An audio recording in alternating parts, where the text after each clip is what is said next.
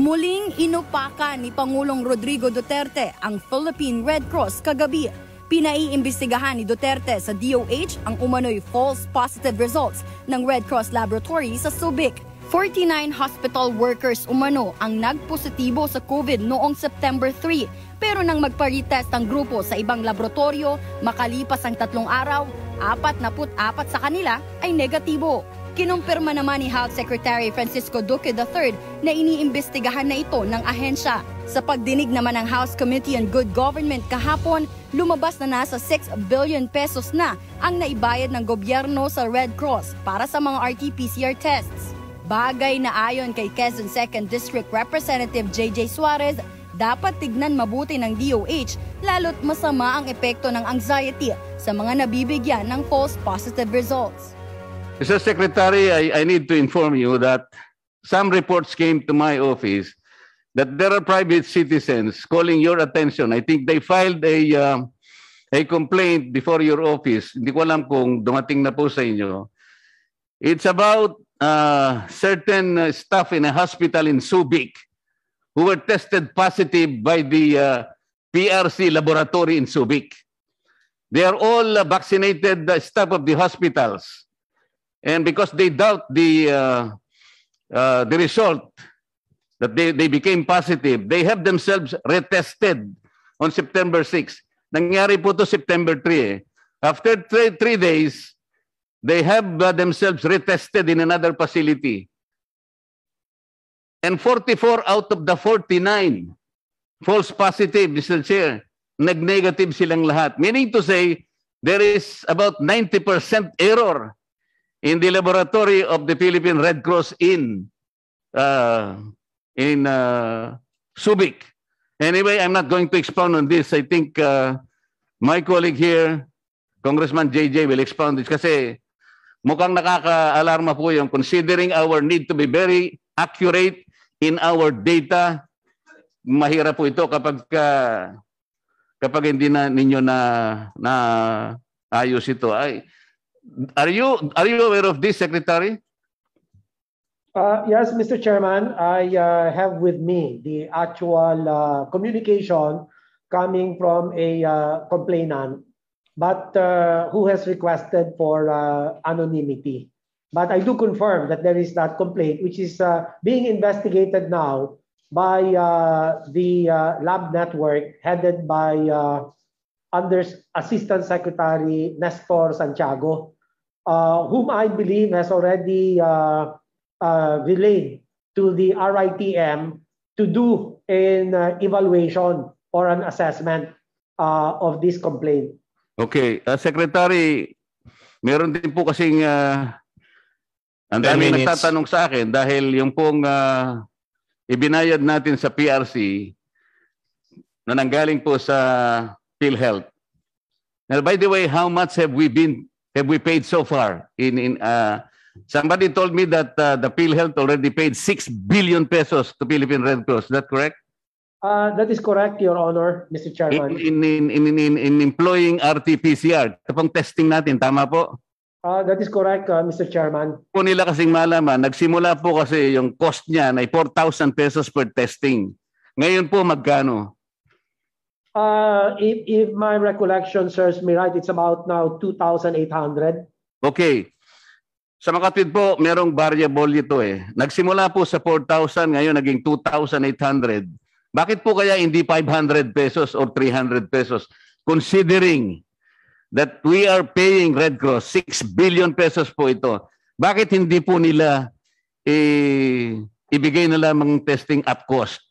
Is the DOH undertaking a study on the cost of this testing, Mr. Secretary? The costing formula of the PRC is something that is out of the purview of the department, but we do have our own costing, and their costing is well within the formula that the DOH has established for private and public laboratories. We can send you the costing formula for this, Mr. Chairman. Kasi po, kung hindi naman natin makita kung paano nila kino-cost, maybe we can compare the cost of the cost in DOH itself or the cost in other private companies para makita naman po natin kung pareho lang. Kasi yung 4,000 pesos, they started with 4,000 pesos, ngayon 2,800. We need to also see whether or not the costing is based on reasonable terms. Kung hindi naman po, I know PRC is non-profit, non-stock. Sana kung hindi tayo nagbabayad o nagbibigay ng ganong kalaking pera, 6 billion pesos have been funneled to PRC. Kailangan po siguro merong way para malaman natin that they are administering the test at cost. Tama po? Yes, Mr. Chairman, we will just send promptly the costing formula and to show the price cap or the testing fee ceiling that the DOH together with the DTI has formulated for both public and private. Kasi iba-iba pong sistema. Iba-iba din pong mga variables, no? So halimbawa, ang isang laboratory kung government, no? Ito po sa public, ang plate-based testing ay nagkakahalaga ng 2,800 pesos for public. Ito yung price cap for the cost of RT-PCR testing. Sa private naman, price cap for cost of procedure is 3,360. Kung meron naman price cap for home service, may karagdagan 1,000 pesos po.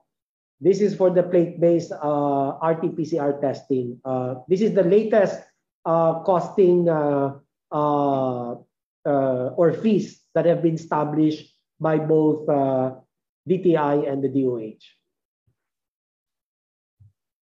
Sige po, pero inaasahan namin na siguro magkaroon tayo ng mechanism para makita natin kung yung testing costs ay tama lamang po doon sa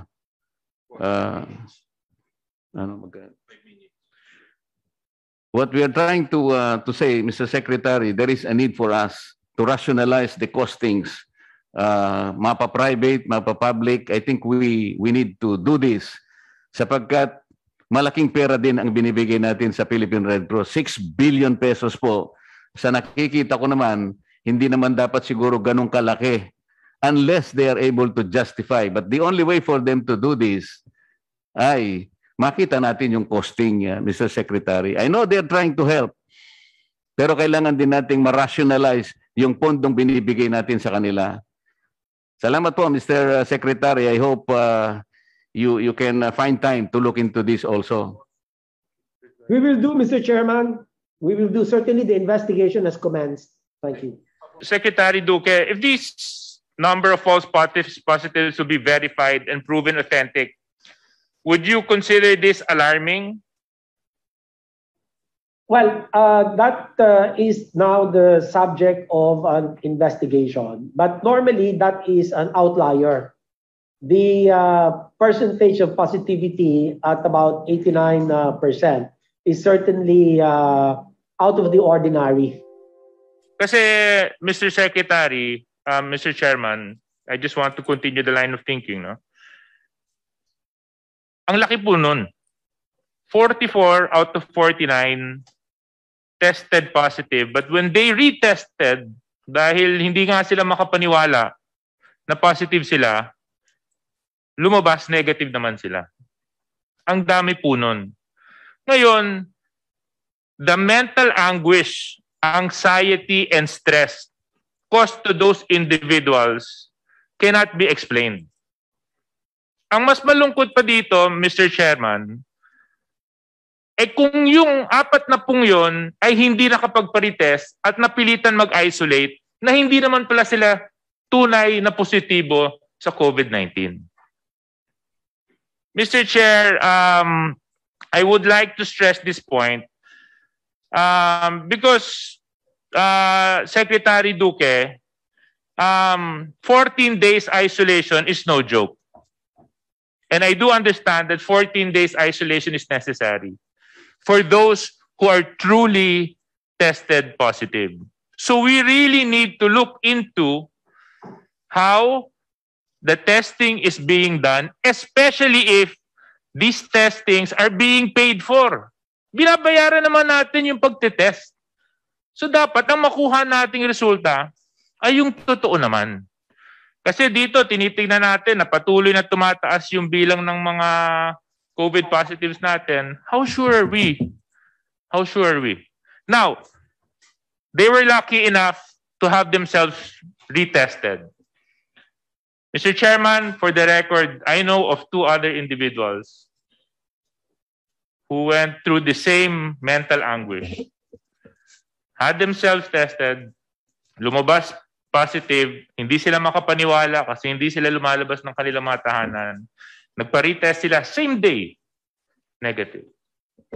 So, again, Mr. Secretary Duque, just to end my point, and I'm thankful that DS Johnny Pimentel allowed me for my rejoinder to the point mentioned by our dear colleague. Paano naman po kaya yung mga kababayan natin who cannot afford a re-swab?